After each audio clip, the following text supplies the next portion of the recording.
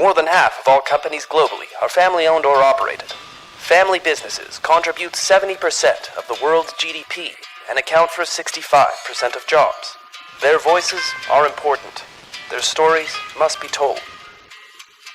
Brought to you by the award-winning publication, Tharawat magazine. This is the Family Business Voice with your host, Ramia El-Agami. Symbiotic Aquaponic, Systems of Change.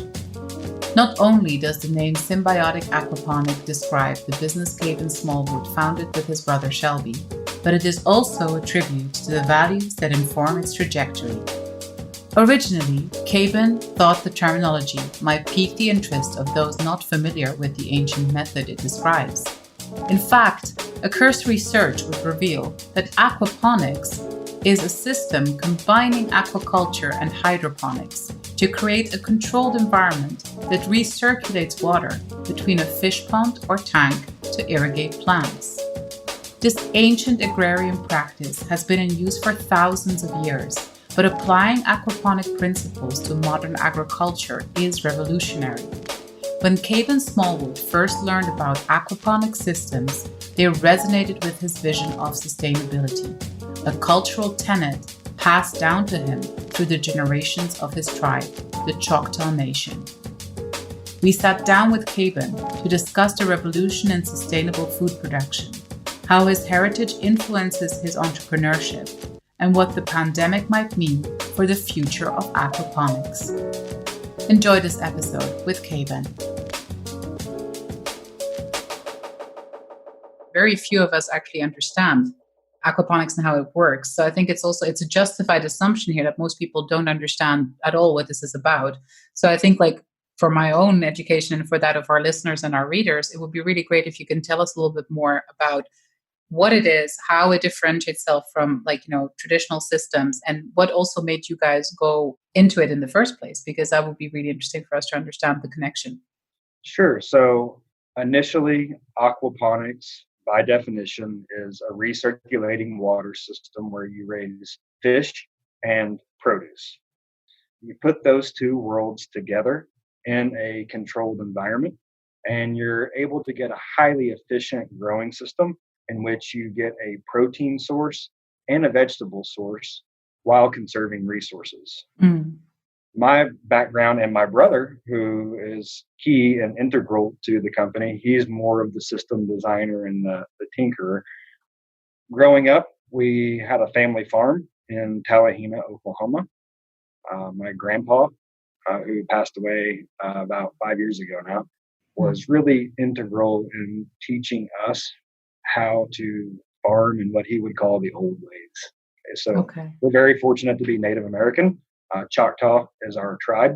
We're housed in southeast Oklahoma, and I use that term pretty literally, right, because of federal removal. I don't get too much into Native American politics or history, but my tribe is an agricultural-based tribe that, at its base, integrated fish from the Mississippi River with agriculture to feed our own tribe sustainably.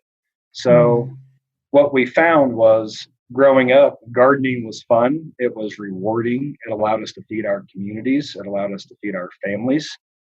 Really, it was hard. And it was backbreaking labor. And we were using tillers, and we were using garden hose and utensils, and we were planting by hand, and all the things that come with the traditional idea of gardening. And we were loving every minute of it. I had the fortune of pursuing higher education. And when I was just finishing up my law degree, I read a book over aquaponic gardening. And it really struck home with all of those concepts that our grandpa had taught us, but put this new spin on an age-old concept and technology. Right? Aquaponics isn't new. Aquaponics has been around since the ancient Orient, when they were using koi ponds with staggered rice paddies, and they would manually pump the water up to the top rice paddy and let it trickle back down to the koi pond. Right? That's very primitive aquaponics. And the Aztec culture down in Mexico City now, or what was Tenochtitlan then. The Chinampas were floating gardens that they put on top of Lake Tenochtitlan and used that as a sustainable food source for a very advanced civilization for the time. So what we wanted to do was to modernize those concepts. Your grandfather did this fantastic thing, this huge thing in handing down knowledge across generations, which is such an important thing, especially for Indigenous communities, of course, where we worry about knowledge and wisdom being lost, etc. I'm always wondering, how do these things get lost in the first place, Kaben? And I'm not sure if you have an opinion about this, but because you guys are picking this up now, as yourself described it, an almost ancient technology that's been there forever. And you're picking this up now in the 21st century and developing it further. But there's this huge stretch in between where these methods were all but ignored or, not used anymore. So what happened in between? Why were these things deprioritized? Why wasn't that message? Because it's clearly also much better for the environment. There's so many benefits to it. So what happened? We lost the triple bottom line and we started focusing on the bottom line from an agricultural standpoint, and government subsidies and people losing touch with the earth led to us losing touch with our food systems. And it's really tragic. So what we've tried to do is provide that opportunity, right, to reintroduce this technology using business, using law, using marketing, using all of these concepts that I was so fortunate to learn about, thanks to my family and my tribe, to bring this technology into the modern age. Because the fact of the matter is that we have to make it at least economical. I'm not going to say financially feasible, but it is, but at least economical to show people that they can at least feed themselves or they can feed their communities. And initially that was a big way to grow the community because we couldn't point to academic research about what we were doing. We could only show anecdotally and through education how cool this was for our community. When you and your brother started out together on this, and what were the biggest challenges that you guys faced, starting this business? And were they challenges from within your tribe or from within your community, or facing an industry that you're trying to basically change the face of by showing that this is possible, right? So I'm sure that there are some people who didn't want to hear this. So what do you and your brother sort of remember as being the biggest challenge here? What was the limitation initially? There's a lot of pushback from not only the tribe, but communities, from even some of our partners, even from my grandpa, okay? Because this was something that was completely new. So what we were able to do is fall back on a tribal program that was known as the CAB program, or the Choctaw Asset Building Program. And we were able to fall back on our family. So the asset building program, basically, you had to save a certain portion of money and the tribe would match it for either education, for home ownership, or to start a business. So my parents assisted my brother and I. We were both tribal members, so we got to do our program. We, with their help, saved money throughout the 6 months of the program. The tribe matched it, which was basically we saved $2,000, they gave us $4,000. We had $6,000 each, and we didn't really know what to do with it. So we decided if we wanted to show that this could work, the only way to do it was to build one. And nobody was going to pay us to build one. So we decided to find a school that potentially would take a chance on us and would allow us to donate the system to the school. Because we figured if we did that, people would see it. And if people saw it, they could see the potential, and we could meet that social good and use it as marketing to help grow the company. And fortunately for us, although the system we built kind of sucked, as often happens with the first time you try to build an aquaponic system, the concept worked, the spirit worked, the community started seeing the potential, the opportunity. And then I was fortunate to get a job teaching economics at a local college they heard about the work we were doing at the school and commissioned us to build the system for the first time. So we thought we were just going to be aquaponic farmers, right? But then we realized that there was a market opportunity to build systems in the way that we wanted them. After that, we really had the turning point in the company. We applied for a grant through the Hitachi Foundation, and we were recognized through the Yoshiyama program as one of 5 companies nationwide to win their social entrepreneurship award. Amazing. That came with a $40,000 endowment and technical support and mentorship. We used that money to go back and fix the systems that we built originally because we knew that those were going to be key to our growth. And then my brother went to the drawing board to design the components that we needed to make modular and scalable systems based upon the design principles that we created.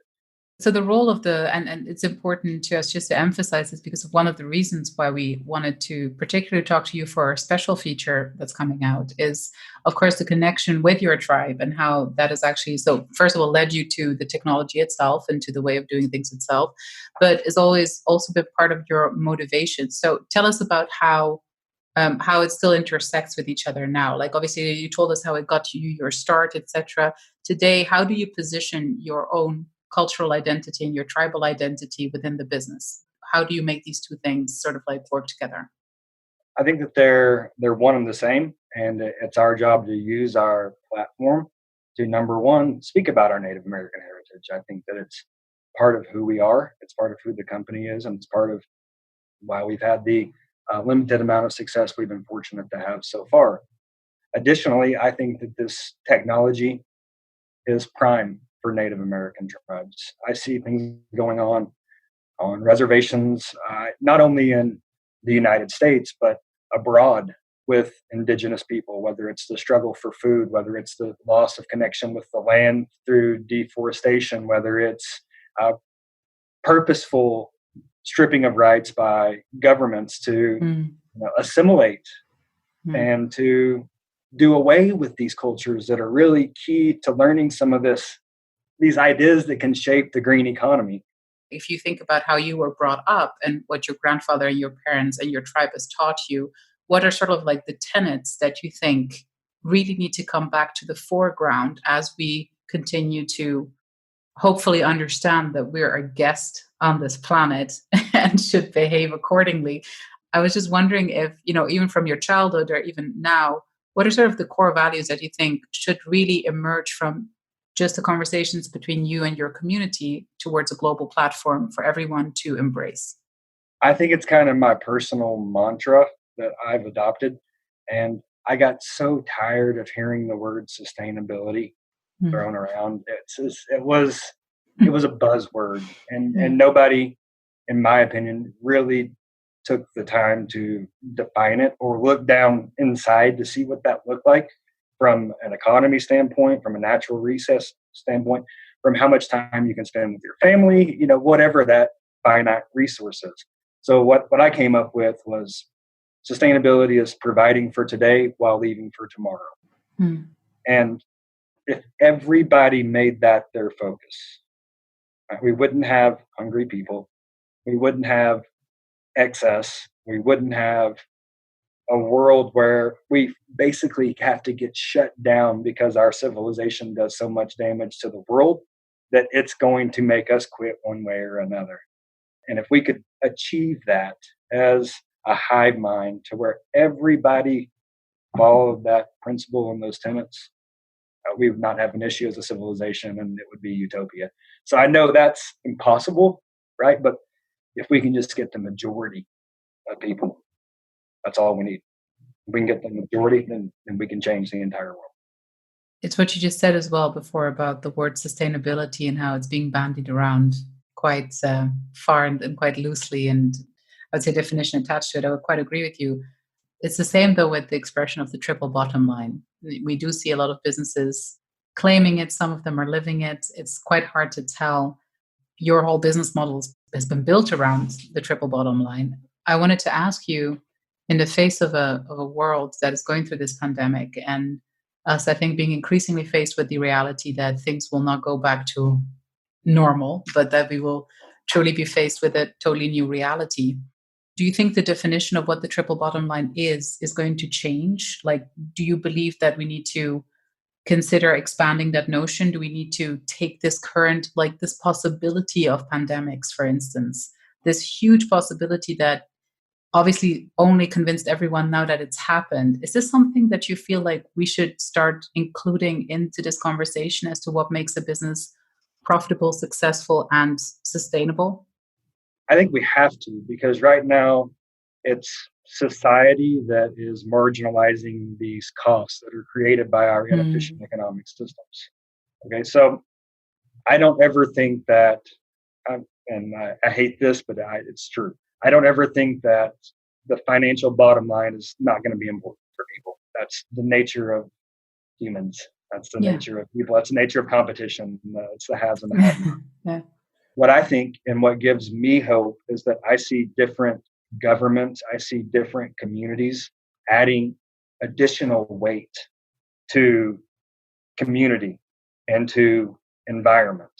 So maybe the financial returns are break even or plus one, but they're willing to invest into that type of opportunity because, frankly, I think that the people in the know are starting to realize that a broken economic system will eventually lead to what we're seeing right now in some Yeah. facet, whether it's housing market collapse, whether it's banking system collapse, whether it's Yeah. global health pandemics. We only can take so much as humans without giving back. Otherwise, the earth will take. So we have to find that balance in between those three. And that's up to organizational leaders, that's up to governmental leaders, that's up to banking leaders, that's up to educational institutions, that's up Mhm. to the people with the endowments, that's up to the $1 billion companies to start to value that. And sadly, the reason why they will start to value that is because they've been hit so hard over the past 60 to 90 days. And when you interrupt the flow of the economy, people take notice and they start to channel money in directions that prevent that from happening. It's rewarding in one sense. I think this whole disastrous situation that we're facing right now, it's rewarding in the sense that I guess that companies such as yours and your brothers and companies that have been investing in culture, diversity, like, environmental consciousness are really getting rewarded now. Because I think, you're ahead of time. You don't have to make a switch. You're right there where you need to be to get on with this next chapter. So I was just wondering whether you had already had the opportunity to talk to each other about how this situation is going to now impact your future strategy, the three generations ahead of you. How has it changed? Have your objectives changed based on this? Or are you guys steering the course because you were anyways going towards a certain direction that is even aligned with a world that is facing this kind of a situation? So how has your strategy adjusted to this? So we're very fortunate in the fact that we had some forward thinking concepts. With our systems, there were drawbacks, right? There were Mm, disadvantages to them. It took a lot of energy to move water, to enable bell siphons, which were what we were really relying on to drain beds, because draining beds is key to growing fruiting crops. If not, you get mm, root rot and you're not able to do things other than those leafy greens, right? So we began about 2 years ago, and it was an internal trade off for me, but it was working on automation. And I'm actually here right now. That's where we're taking this call from. As far as I know, this is the only, and I put that big caveat, right?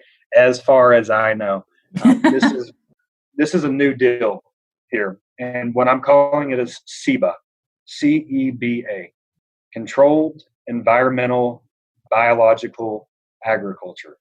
mm. It's the combination of indoor ag with automated aquaponics.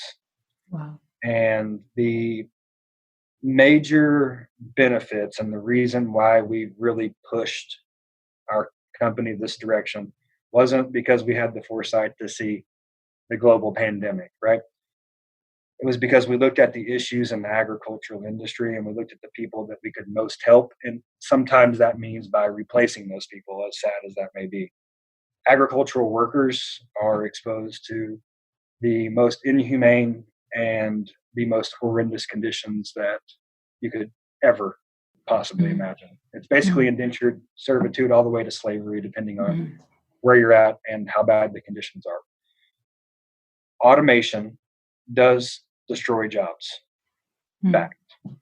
But what it also does is it provides an environment where we can grow food more efficiently using our resources, where we can provide workers with a safe environment, and where we can go back and help address these glaring issues in our food system by reducing the number of people that it takes to feed an ever-growing world. So what we have to do in terms of us being this company is we have to continue to build around efficiencies. We've never built around financial success. It's been really hard sometimes, but we've always built around economic efficiencies. And we're seeing that constant investment into economic benefit start to pay off right now. And I think that governments will take notice. I think that large corporations will take notice. I think that large organizations will take notice. And then it's our responsibility to be stewards of that change. We can't be what we hate, right? We have to make sure that we stay true to the values of our company, that we stay true to the values that we want out there, and not sacrifice those for that financial gain that you talked about earlier. And so that's my job now, is to balance all of this world of opportunity that I think is going to come with staying true to who we are, but growing the company and providing opportunity for other people. So my job's changed tenfold compared to what it was 5 years ago. And I welcome that change. I think that we're ready for it.